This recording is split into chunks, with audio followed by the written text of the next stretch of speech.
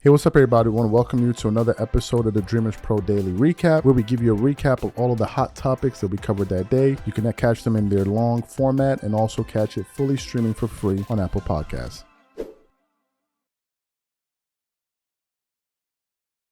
So yesterday, I was watching a segment of Speak for Yourself, or formerly known as Speak for Yourself, the show Speak. And on the panel, it was LaShawn McCoy, Joy Taylor, Rick Bucher, and Emmanuel Acho. Now, if you know anything about Emmanuel Acho, he's a LeBron James guy, right? He's a LeBron James fan. He's always said it. I think he views LeBron as the greatest player of all time. I could be wrong, but I know at the very least, he has LeBron in his top two, right? I know that for a fact because I've heard him speak highly of LeBron over the years. But yesterday, they were discussing the state of affairs with the Lakers and some of the offseason moves that they've made. They were discussing the Lakers hiring J.J. Redick as their head coach. They were also discussing the lack of real free agency activity that took place with the Lakers. And then they were discussing the Lakers drafting Bronny James. So as the panel was kind of going back and forth, Emmanuel Acho surprised everyone, including LaShawn McCoy, who was sitting right next to him, because he was taken aback like, bro, what? This what you saying? Like, what? Well, essentially what Emmanuel Acho said, he essentially said that at this present moment in time, he believes that LeBron has absolutely zero interest in winning NBA championships. And then he took it a step further and he said, if LeBron wins, the Lakers lose. So a win for LeBron is a loss for the Lakers. And I was like, wow, I can't believe he said that. So those are the comments that we want to focus on. Before we even get into that, today's video is brought to you by our sponsor, Game Time. Game Time is an authorized ticket marketplace of Major League Baseball, which makes getting tickets faster and easier. For example, I am super excited about the upcoming MLB games. With Game Time tickets, I can easily pick the best tickets for me. I love that I can choose between different deals. I have the option to select the cheaper deal, the best option deal, or my favorite, the flash deal. The flash deal gives me the option to find discounts that I can only find on Game Time. Once I select the ticket I want, I can view my seat. And it's not just restricted to baseball. I can also look for the best ticket deals for other sports like football, the NBA, concerts, comedy, or other theater shows. Included in my purchase, I also have a 24-hour return guarantee, a lowest price guarantee, event cancellation protection. So take the guesswork out of buying MLB tickets with Game Time. Download the Game Time app, create an account, and use code CLNS for $20 off your first purchase. Again, create an account and redeem code CLNS for $20 off. And remember, whenever you support this sponsor, you're supporting this channel. Thank you. So what we want to do now is want to play exactly what Emmanuel Acho had to say about LeBron James and the fact that he has zero interest in winning championships. And then we're going to come back and react to his comments. Take a listen to Emmanuel here. I think it's a bust, but I think it's a bust because it's a bust for the Lakers because it's a success for LeBron. LeBron's primary objective is no longer winning championships. It's not winning championships because if his primary objective was to win a championship, I don't know that J.J. Redick would be the head coach.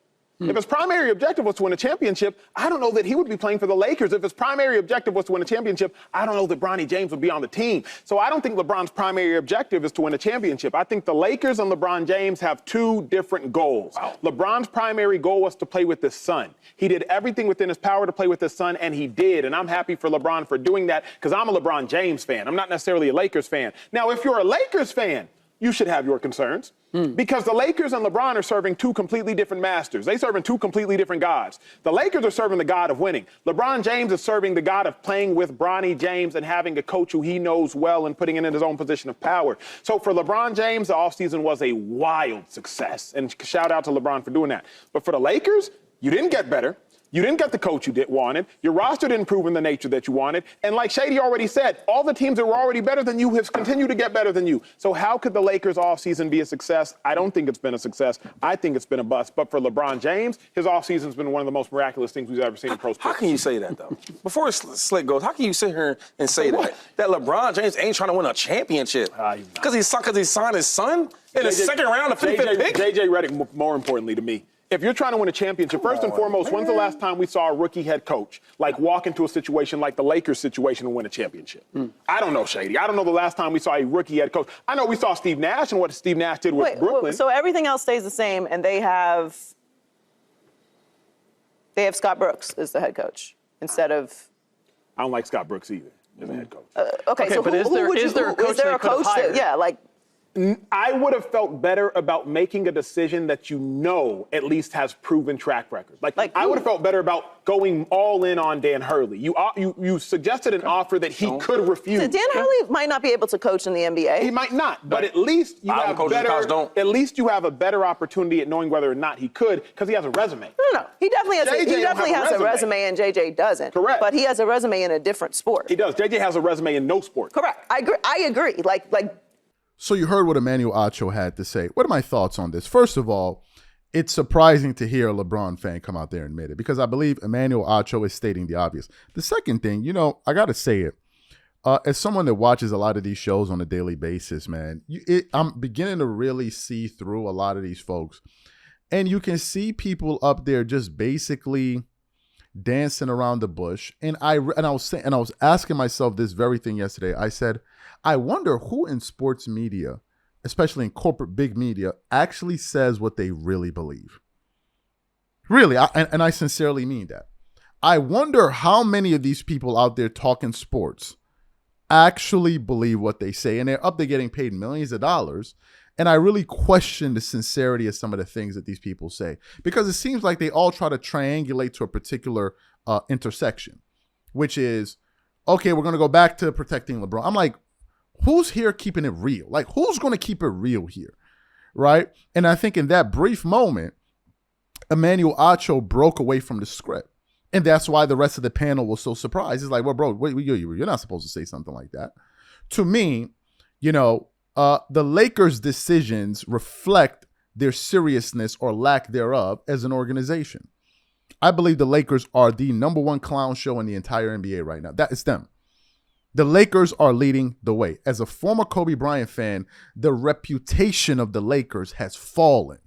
Now, some people have said, prior to LeBron getting to LA, what were the Lakers doing? These people are doing what you call revisionist history. They're picking certain times, times in which they want to, kind of tell a particular story.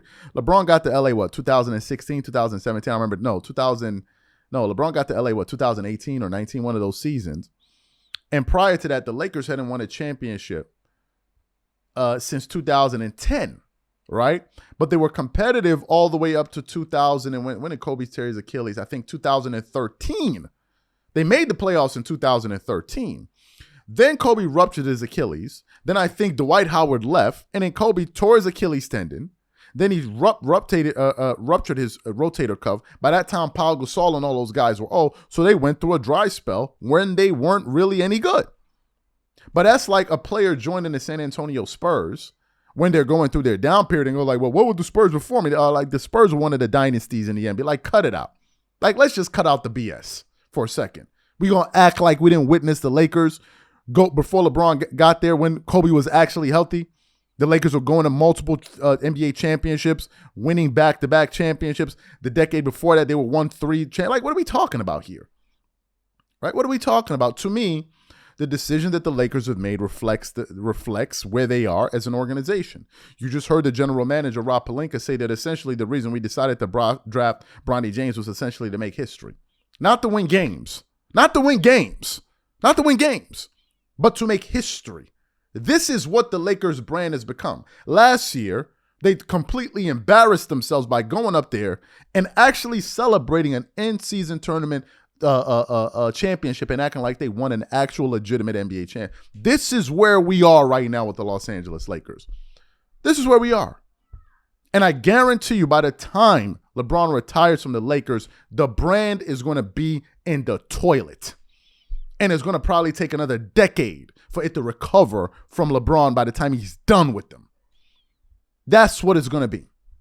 That's what it's going to be. So, look, these are my thoughts. I think Emmanuel Acho kept the real for a moment. And I think it surprised a lot of people on the panel because they just couldn't believe it. Because he totally broke away from the script. which is just basically sitting up there and twerking it up all over the table every damn day.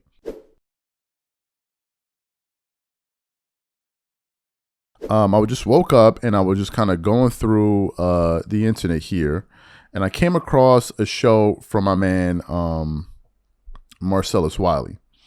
And the headline of the show was Shannon Sharpe, Why Broadcasters Hate Podcasters, and I Disagree, right? It's about a 15-minute segment. And if you guys haven't seen it, I implore you guys to go check it out because he did a fantastic job with that segment, and I absolutely loved every single second of it. But what he was talking about, I believe, was pretty serious because it exposes the hypocrisy that exists within the sports media space, especially in the independent space. Essentially, what Marcellus Wiley was reacting to was a sit-down that took place between Shannon Sharpe and Cam Newton. We covered bits and pieces of that conversation, and it was a robust conversation. They touched on a bunch of different topics. But in this one, Shannon Sharpe was essentially expressing his disappointment in how people have been kind of going at him in the independent space. And he was just basically saying he doesn't really understand where all of that is coming from. And Marcellus Wiley sat up there and like, bro, you're being it's either you're being a hypocrite or you're being disingenuous, because you play the exact same game on television, but then come into the independent space and act like, well, why is everybody coming against me? And I thought he brought up some salient points that we want to play for you guys. So what we want to do now is want to play exactly what Marcellus Wiley had to say. I want you guys to listen to everything he said because he gives us a behind the curtains perspective because he's actually been on television before. So take a listen to what Marcellus Wiley had to say, and I'm going to come back and react to his comments. Take a listen to that there. Shannon wrong for this, though. And I don't know if it's because he's still in it, can't see the forest from the trees. I'm not in it. Like, I'm on sides, and I've been on both sides, and I can see. Just like race relationships. Like, people be like, oh, man, they are like that until you hang with somebody like that. Then you be like, oh, they ain't like that. It's the same thing here. Like, oh, man, they over there fake. Well, they not fake. They just trying to be polished, trying to be at the cocktail party where you're not going to interrupt every conversation and give them your real. Versus cocktail party versus cookout versus barbecue. You know how you talk different at the barbecue than you do at the cocktail party. See what I'm saying? You the same dude, but you doing it different. So that's first and foremost. Get it out the way. There's an authenticity conversation being had when you on TV and then when you on the internet. Internet is more real. Internet is realer. That's why Stephen A. Smith, you watch him on First Take. Why did he want to do the podcast? Beyond other reasons, he got different takes. He got a different level of authenticity. Same dude? Yeah, same dude. Why are you doing it different? Are you faking it up there, or are you keeping it real down here? Or is this fake too? So is the media cutthroat? What Shannon was wrong about is saying, oh, why are they taking shots at me on the internet, in the podcast space? They don't know me.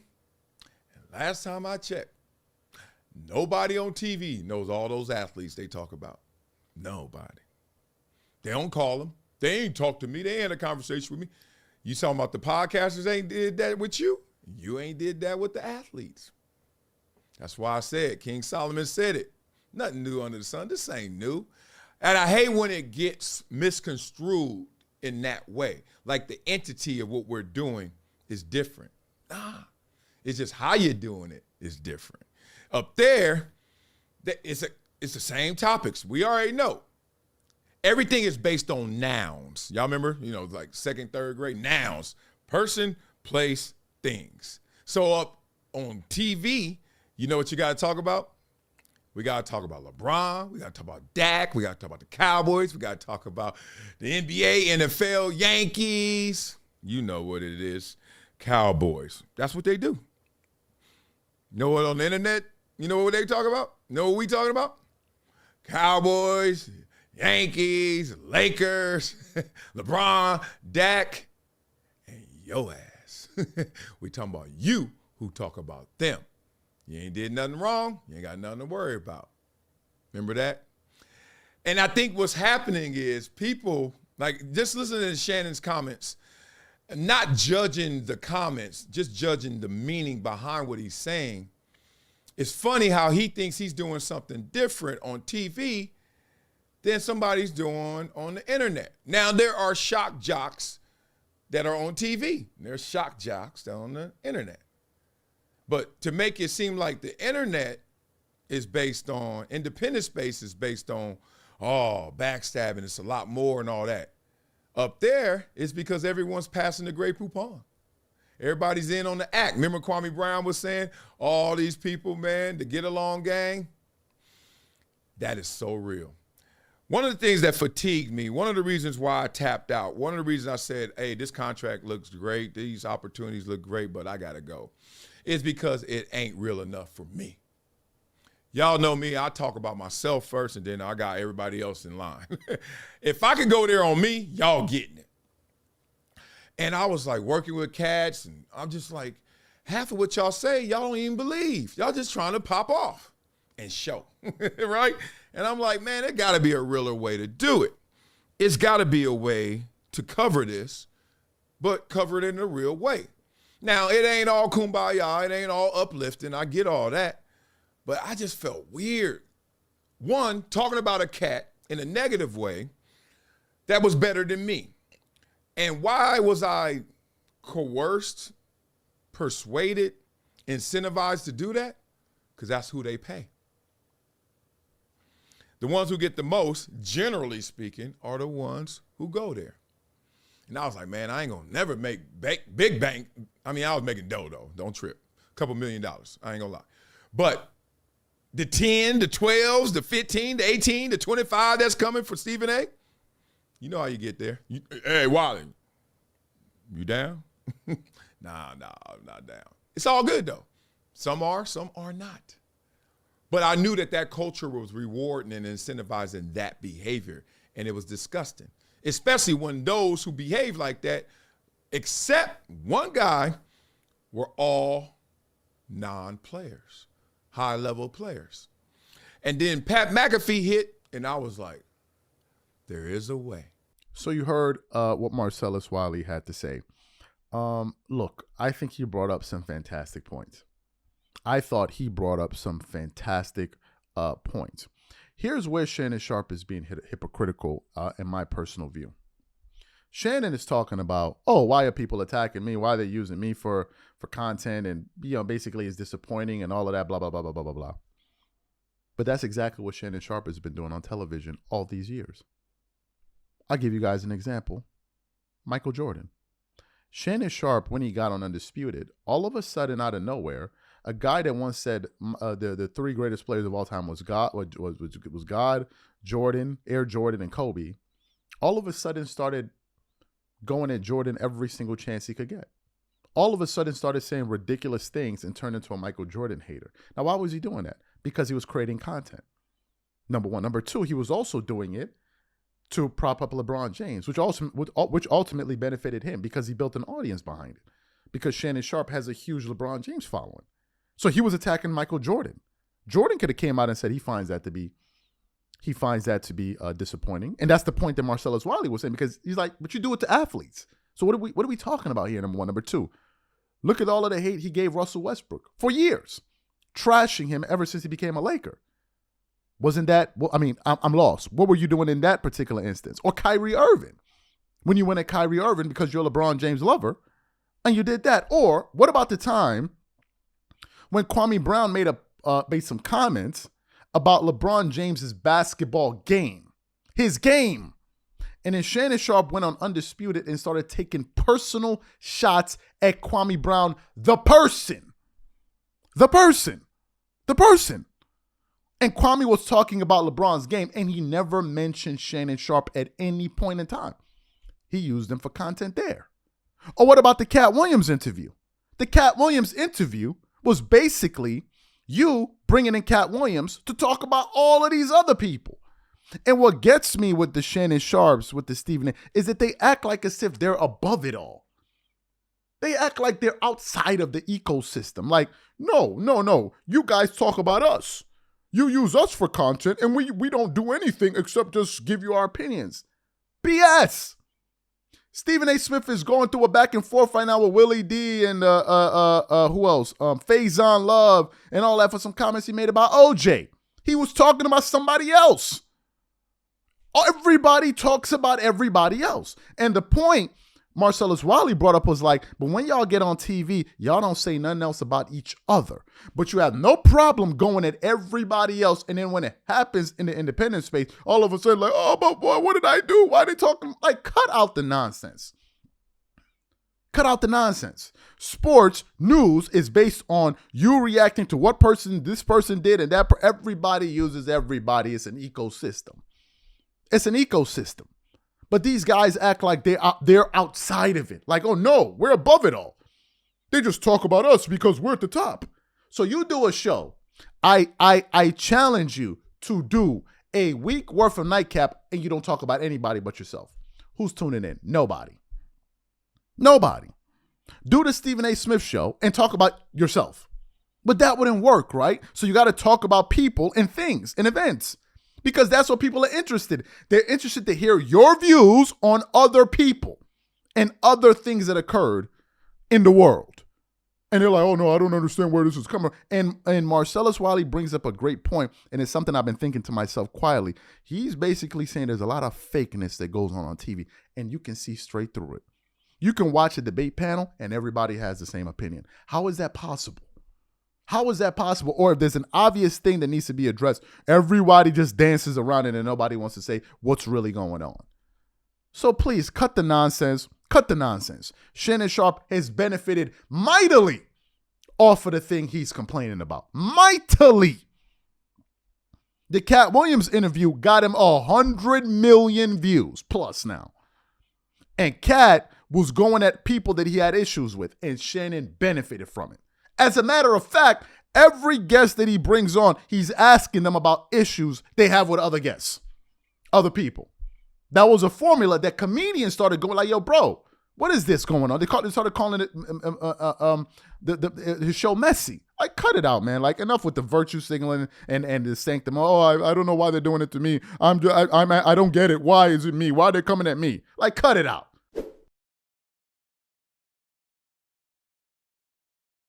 We produced the show about 3 days ago. There's gotten a lot of conversation, especially in the independent space. And in that show, I basically said that I am removing LeBron James out of my top 5 of all time, right? That's what I said. And the reason I decided to do that was because I had finally reached my breaking point with LeBron. I had said LeBron has been number 4 for years now. This one guy's asking me, I never heard you mention that about LeBron James. I'm like, so what you saying? Like, I got to come prove to you that I said that about. If you never heard it, then that's your damn business. I know I said it. You don't believe it, you go find out. I don't got to prove nothing to you. I'm not being subpoenaed here for some information. He's like, well, show me the videos. I'm like, how about you go kick rocks? How about all of that? Right? He's like, you show me the proof where you said. I'm like, what the hell is going on here? So I'd had LeBron ranked in my top 5, number 4 for the longest time. But as time has gone on, his antics is what has been turning me off. But then something interesting happened when ESPN published an audio of them essentially explaining what the Lakers and LeBron's real plans were for Bronny James. And it was that audio, when I heard that information, that I said, this is my last straw with this guy. So what we want to do now is we actually want to play that audio to give some of the people some context in case some people are wondering what I'm talking about. But before we even get into that audio, today's video is brought to you by our sponsor, Game Time. Game Time is an authorized ticket marketplace of Major League Baseball, which makes getting tickets faster and easier. For example, I am super excited about the upcoming MLB games. With Game Time tickets, I can easily pick the best tickets for me. I love that I can choose between different deals. I have the option to select the cheaper deal, the best option deal, or my favorite, the flash deal.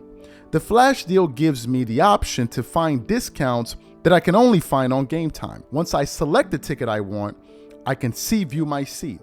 And it's not just restricted to baseball. I can also look for the best ticket deals for other sports like football, the NBA, concerts, comedy, or other theater shows. Included in my purchase, I also have a 24-hour return guarantee, a lowest price guarantee, event cancellation protection. So take the guesswork out of buying MLB tickets with Game Time.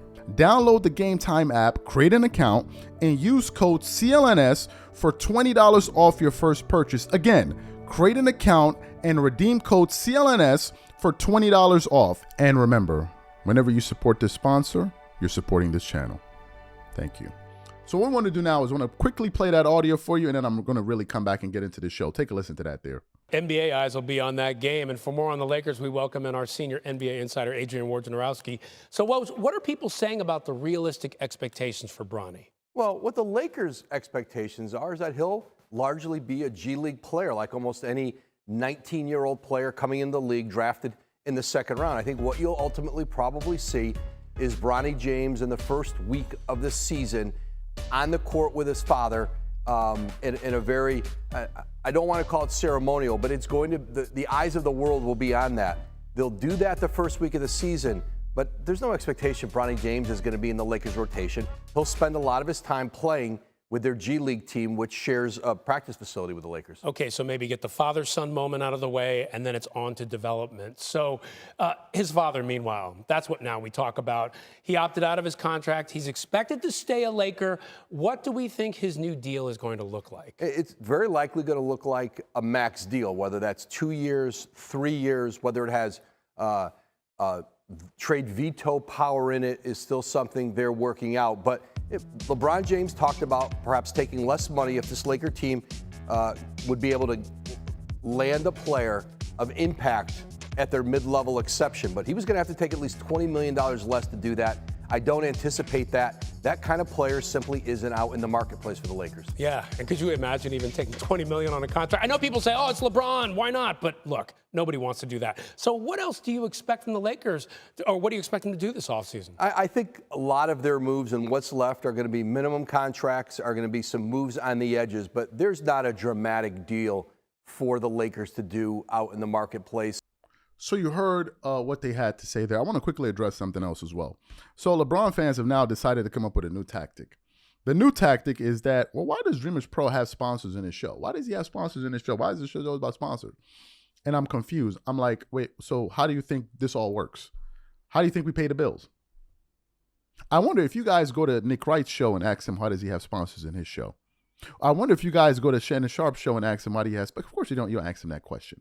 Because these guys are up there twerking it up and rubbing honey all over their bellies for you, on their belly buttons, and y'all love it. But when you come to me all over, and the irony is that some of these guys would then have the nerve to say, Dreamerspro trying to tear down a black man, but here you are trying to stop a black man from actually running his business. The irony in all of this. But anyway, let me get back to that, because a lot of people have commented. Various content creators have talked about, I think Uncommon Sense spoke about it. I was just watching the show from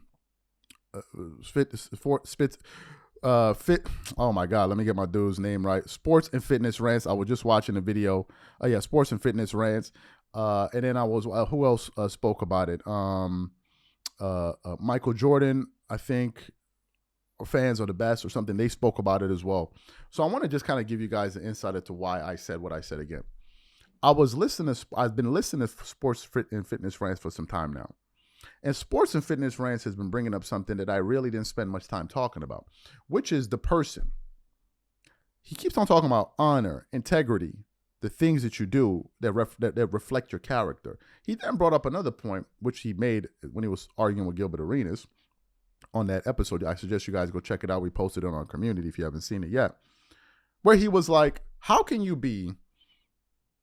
say that Michael Jordan, or call yourself a Michael Jordan fan, and at the very same time consider yourself a LeBron James fan? And I think what he was asking was, these guys have two different characters, right? Jordan, Kobe have similar characteristics. So how can you be an avid supporter of these guys and then be a supporter of LeBron when they have two totally different personalities and modes of behavior? And I'm like, this man is making a very good point. It's something that I was aware of, but something I never gave much thought to. But this particular thing that he did about essentially trying to use Bronny as a prop to enhance his legacy was the final straw for me. Because I've realized it's more about antics with LeBron than actual substance. It's all about people arguing on his behalf or smoke and mirrors and Nick Wright and these guys coming up with stupid articles talking about Michael Jordan's steals were fake. And it's all about that instead of the actual things that take place on the basketball court. And LeBron is trying to engineer himself into being considered the GOAT and not doing it based off of his actual accomplishments. That's my issue. This guy, I cannot deal with his antics anymore. I cannot do it. I've also done shows when we asked the question, times when I considered to remove LeBron out of my top 5 before, when I said, how can we make a legitimate argument for LeBron to be ahead of Kobe Bryant, Kareem Abdul-Jabbar, Michael Jordan, who else did I say? I said even Tim Duncan, and all of these guys, when none of them have lost at the alarming rate that LeBron is lost by. None of them. But nevertheless, we find a way to make concessions to move LeBron into the top 5. And that's basically been his whole career, concession. One concession after the other. The first championship, well, he didn't really lose it. It wasn't really his fault. Then the 2011 one, LeBron fans try to act like, well, it happened, but I mean, if you now discount that's what Stephen A. said, if you discount the first losses, and you just kept, like, what do you mean if you discount? Then Nick Wright, instead of addressing the law, he was like, well, if you put another player in that position, what would happen? So these guys always try to find a way to Houdini LeBron into the GOAT conversation. And after a while, I'm like, I just can't do it anymore. The antics, the characteristics is what I cannot deal with. Having people in clutch sports constantly going around trying to get people on their payroll, get this guy to represent me, get that guy to represent me, and then have them go out there and say nice things about me. Is this concerted effort to warp the minds of NBA fans? Because they cannot do it on the merits. They can't. They cannot do it. And after a while, I just reached my breaking point. Well, I'm like, I can't do it with LeBron. I cannot do it. I cannot do it. So LeBron is not in my top 5 forever. This Bronny one was and the funny thing was people were responding in that video and they were like, I'm surprised that you're surprised. Like, I thought you would have seen this. And the reason I never saw it because I was like, there's no way LeBron would do something like that to use his own son as a moment to, I'm like, there's no way he would do something like that. And it turns out that's exactly what, I'm like, no, that's too much for me. That's too much. So from a character standpoint, I can't deal with it. I can't deal with it. But we can also make some legitimate arguments why other players should be ahead of him. We could. We actually could. We can make an argument for Jordan. We can make an argument for Kobe. We can make an argument for Kareem Abdul-Jabbar. We can make an argument for Tim Duncan. We can make a legitimate argument, and we can make an argument for Magic Johnson, who is in my top 5. We can make arguments for all of these chaps. So to me, man, I'm done with LeBron, man. Y'all can have him. I just wanted to address it because some people, and then one guy said, which is a new one, one guy said I'm being paid by Disney, Fox, and I'm being paid by Disney, Fox, and ESPN. So can you come and show me my yacht that I have parked outside? Can you come and show me my Bugatti Veyron that I have parked outside? How am I getting paid by all these people and I don't have any of those cars? Like, let's stop the nonsense. At least, if you're going to say that, substantiate it with some sensible points. Don't just say, oh, he's talking about them. So they're paying me to trash them. Come on, man.